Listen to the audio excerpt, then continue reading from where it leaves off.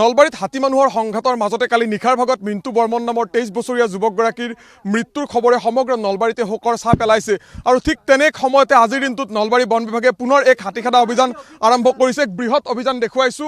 গোৱালপাৰাৰ পৰা বিশেষ প্ৰশিক্ষণপ্ৰাপ্ত এই যিসকল বনকৰ্মী বা যিসকল বন বিষয়া তেওঁলোকৰ নেতৃত্বত যে হাতীখেদা অভিযান, সেই অভিযান ইয়াত চলি থকা পৰিলক্ষিত হৈছে। এই ধৰণে জুই জ্বলাই হাতে হাতে জোং যাঠি লৈ হাতীখেদাৰ যি বৃহৎ অভিযান সেই এই মুহূৰ্তত চলি আছে। পোনপটীয়াকৈ দৃশ্যখিনি দেখুৱাইছো নলবাৰীৰ পৰা। আৰু নলবাৰীত হাতী মানুহৰ যে সংঘাত, সেই সংঘাত বিগত 2 বছৰ ধৰি ক্ৰমাৎ বৃদ্ধি পাবলৈ লৈছিল আৰু তাৰ পিছত বন বিভাগে কেইবাবাৰো হাতী খেদাৰ যি চেষ্টা, সেই চেষ্টা কৰিছিল আৰু বন বিভাগৰ সেই চেষ্টা যেন বাৰম্বাৰ বিফল হৈছিল, কাৰণ পুনৰ হাতী আহি নলবাৰীত অৱস্থান কৰি বিভিন্ন প্ৰান্তত উপদ্ৰৱ চলাইছিল। অকণমান বনকৰ্মী বা বন বিষয়াসকল আছে, অকণমান কথা পাতিম তেখেতসকলৰ লগত, কাৰণ এটা বৃহৎ অভিযান আজিৰ দিনটোত কিমান সফল হয় সময়ত লক্ষণীয় হ'ব। অকণমান ফৰেষ্টাৰগৰাকী আছে, অকণমান আপোনাৰ লগত কথা পাতিম। পুৱাৰে পৰা অভিযান আৰম্ভ হৈছে, দেখিবলৈ পোৱা গৈছে এটা বৃহৎ অভিযান আজিৰ দিনটোত। আজিৰ দিনটোত আপোনালোকৰ লক্ষ্য কি আছে?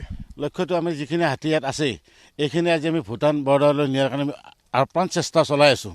গতিকে কিমান সফল হয় ৰাইজে দেখিব বা আপোনালোকে মিডিয়াসকলে গম পাব। আজি কি কি সঁজুলি ব্যৱহাৰ কৰা হ'ব? আমি দেখিছোঁ জোং যাঠি লৈ এই ধৰণে জুই জ্বলাই এই ধৰণে হাতী খেদাৰ চেষ্টা কৰিছে। আৰু কি কি ব্যৱহাৰ কৰা হ'ব? ব্যৱহাৰ কৰা হ'ব আমাৰ চেৰা গুলি আছে, বম আছে, আমাৰ জোং পাতি আছে, লগতে আমাৰ যিবিলাক জুই আছে এইবিলাক জ্বলাই কিনে এওঁলোকক আমি নলবাৰীৰ পৰা আমি ভূটান এলেকালৈ নিয়াৰ আমি এটা প্ৰস্তুতি চলাই আছোঁ। নিশ্চয়কৈ পোনপটীয়াকৈ দৃশ্যখিনি দেখুৱাই আছোঁ অভিযানস্থলীৰ পৰা। আৰু এই যি অঞ্চল, এই অঞ্চলত যি বনাঞ্চল, সেই বনাঞ্চলত অৱস্থান কৰা হাতীৰ জাকটোক খেদি পঠিওৱাৰ চেষ্টা কৰা হৈছে, কাৰণ নিশা হ'লে এই হাতীৰ জাকটোৱে বনাঞ্চলৰ পৰা ওলাই গৈ জনাঞ্চলত আশ্ৰয় লয় আৰু জনাঞ্চলত উপদ্ৰৱ কৰা পৰিলক্ষিত হয়। দেখুৱাইছোঁ বম ফুটাই জুই জ্বলাই এক প্ৰকাৰ হাতী খেদাৰ যি চেষ্টা, সেই চেষ্টা কৰিছে। পোনপটীয়াকৈ ND24 দৰ্শকসকলক এক্সক্লুচিভলি দেখুৱাইছোঁ এই দৃশ্য।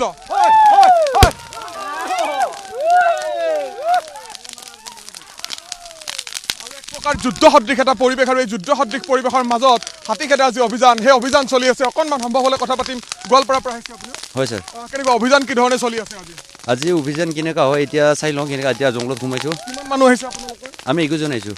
21 গৰাকী আহিছে। 21 জন আহিছোঁ। নিশ্চয়কৈ আপোনালোকৰ এই যে অভিযান সফল হওক তাকে কামনা কৰিছোঁ, কাৰণ বন বিভাগে বহুখিনি চেষ্টা কৰিছে, কিন্তু বহুখিনি চেষ্টা কৰাৰ পিছতো বাৰম্বাৰ যেন বন বিভাগ বিফল হ'বলগীয়া হৈছিল। কিন্তু আজিৰ দিনটোত আশা কৰা হৈছে হাতী খেদা যি অভিযান, সেই অভিযান সফল হ'ব আৰু হাতীৰ আৰু মানুহৰ যি সংঘাত, সেই সংঘাত ৰোধ কৰিব পৰা যাব বুলি আশা কৰা হৈছে।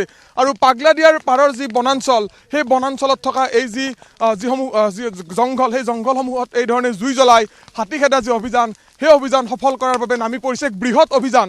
পোনপটীয়াকৈ দেখুৱাইছোঁ ND24 দৰ্শকসকলক এক্সক্লুচিভলি এই দৃশ্য।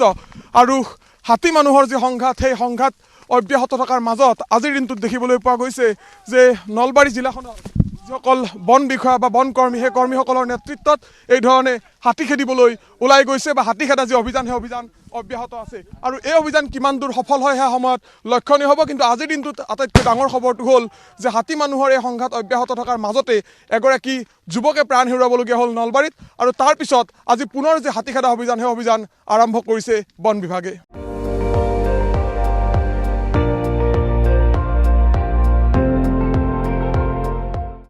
আপুনি চাই আছে ND24, সৰ্বশ্ৰেষ্ঠ নহয় সৰ্বোত্তমৰ দৌৰত।